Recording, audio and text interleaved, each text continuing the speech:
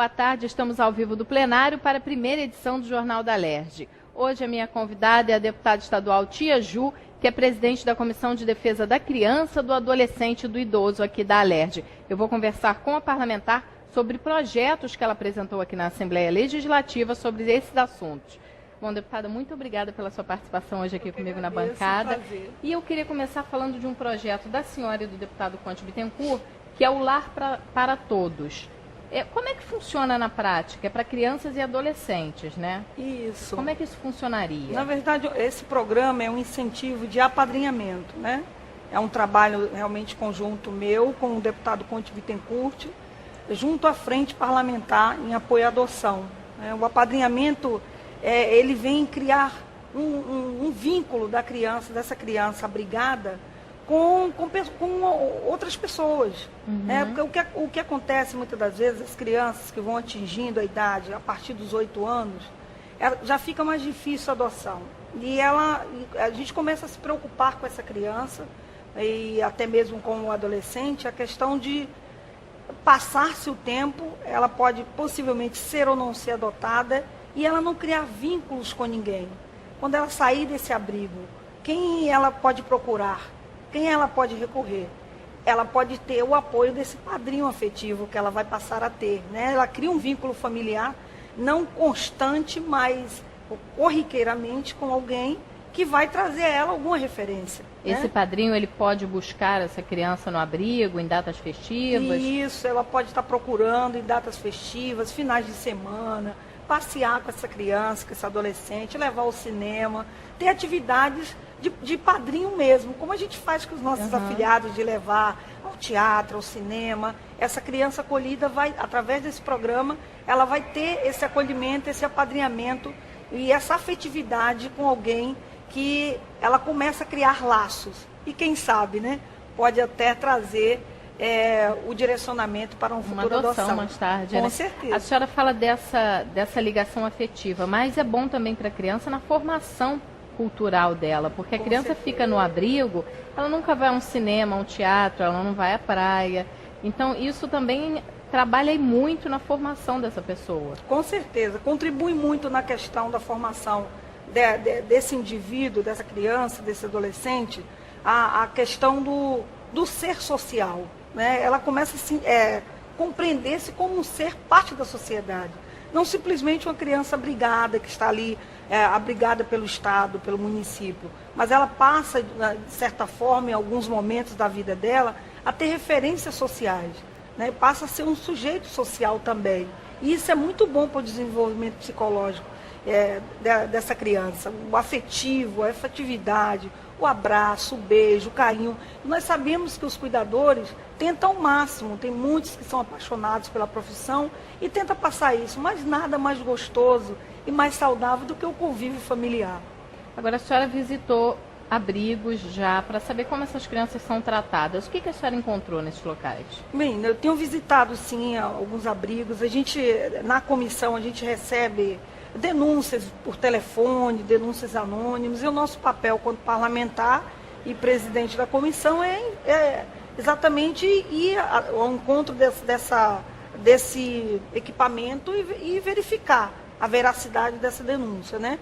Então, alguns a gente se depara assim, não com o que nós sonhamos e desejamos que seja, né? Mas eu tenho visto por parte do Estado e do município um empenho dos servidores.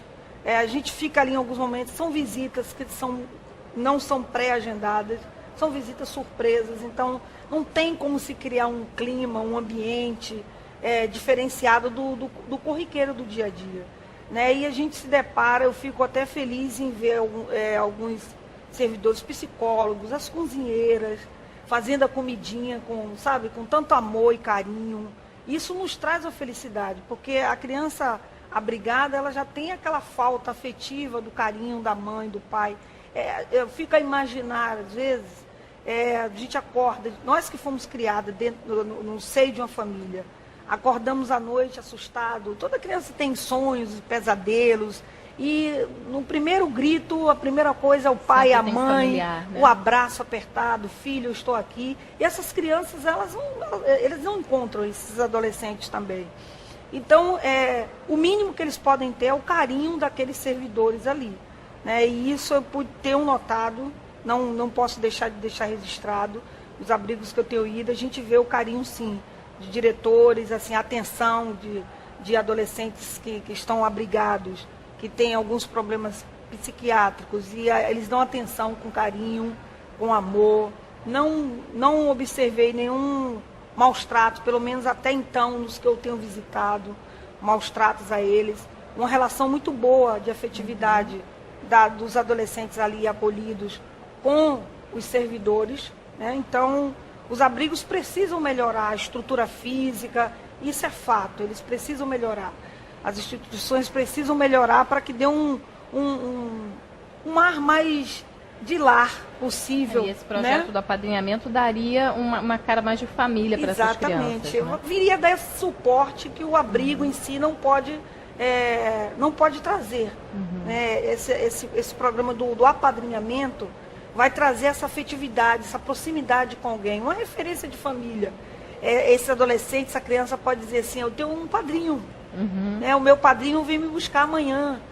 Eu vou passear com o meu padrinho, eu vou ao cinema com minha madrinha, eu vou passar o Natal, o Ano Novo com a minha madrinha. Então, eu acho que é algo que traz afetividade, uma segurança, algo a mais para a vida dessa criança, desse adolescente. E eu costumo dizer que é uma forma de marcar a vida de um ser humano. Ela é marcada por momentos, pequenos momentos. Às vezes o pai e a mãe não tem tanto tempo de dar atenção ao filho, mas eu sempre deixo pontuado o seguinte, não é a quantidade de tempo que importa, mas sim a qualidade desse tempo que é dado. Então, o que vai importar para essas crianças, esses adolescentes, será a qualidade dessa afetividade que esse padrinho vai ter com ela, com certamente as pessoas que vão até os orfanatos, abrigos, para apadrinhar alguma criança, algum adolescente, ela sempre tem muito amor para dar, ela sempre tem muito carinho. A sua família sempre está preparada para receber, ela tem outros filhos que já são psicologicamente preparados para acolher e receber essas crianças. Deputada, nós falamos sempre muito de crianças e adolescentes, e os idosos ficam um pouco de lado. A senhora também apresentou um projeto junto com o deputado Conte Bittencourt para que os idosos que ficam em asilos possam também ser apadrinhados. Exatamente. Seria no mesmo formato que o das crianças? A gente poderia pegar um idoso para passear, por exemplo? Exatamente. Esse programa visa exatamente também a socialização desse idoso, ampliar essa socialização dele.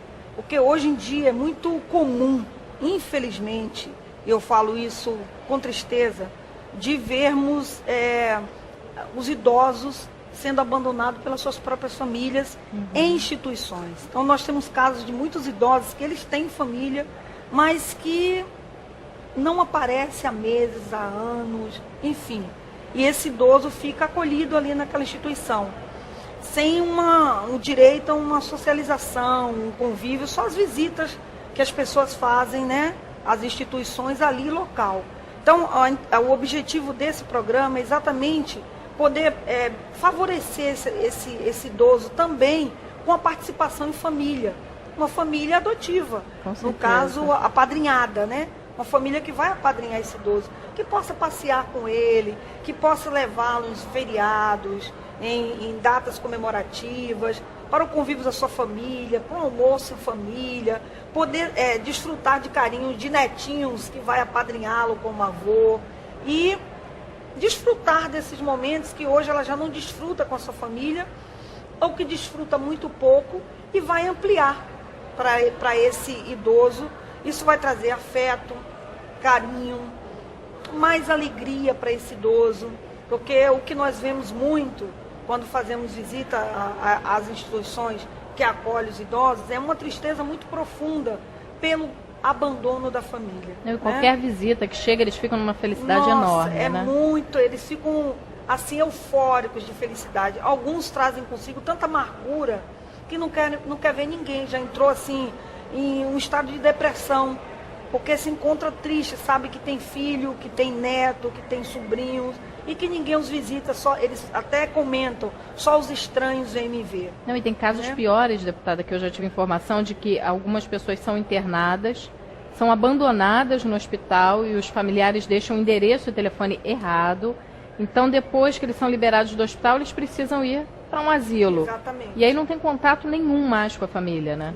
E não se consegue, às vezes, localizar essa família mais para tentar trazer o convívio desse idoso, né? É muito triste a gente ver isso. Então, quando nós pensamos nesse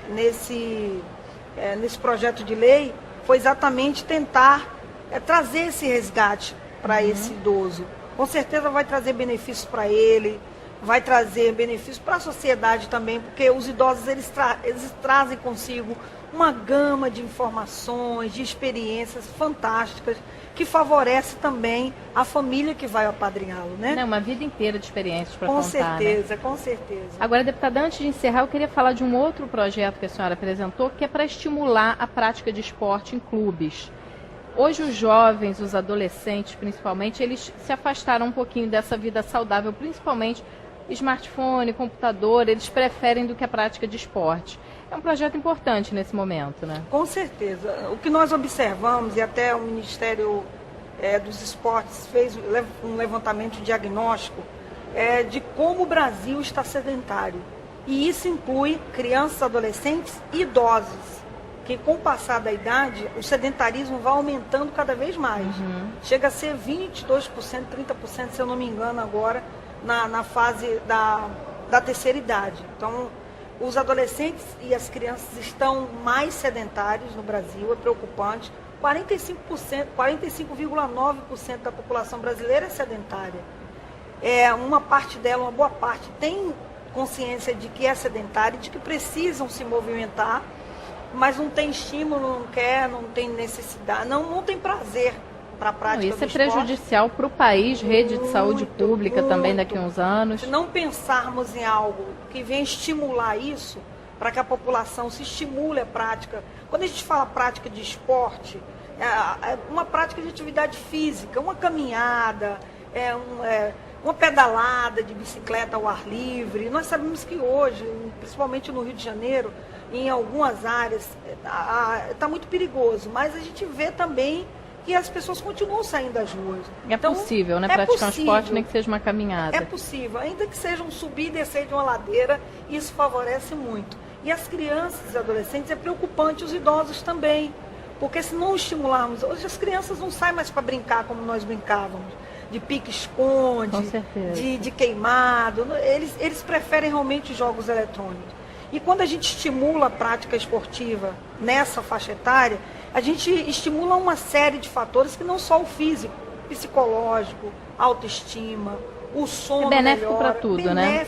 Os hábitos alimentares mudam. Com certeza. Né? Bom, deputada, infelizmente o nosso tempo está chegando ao fim. A gente teria vários outros projetos para falar. Já convido a senhora para uma outra participação. Estarei voltando com Muito todo obrigada. Prazer. Eu que agradeço. E logo mais às 9h30 você tem todas as informações de tudo que aconteceu aqui no Parlamento Fluminense. Daqui a pouquinho a sessão com a votação dos projetos da ordem do dia. Nós temos um encontro marcado na próxima terça-feira, às 2h40 da tarde. Uma ótima tarde para você e até lá.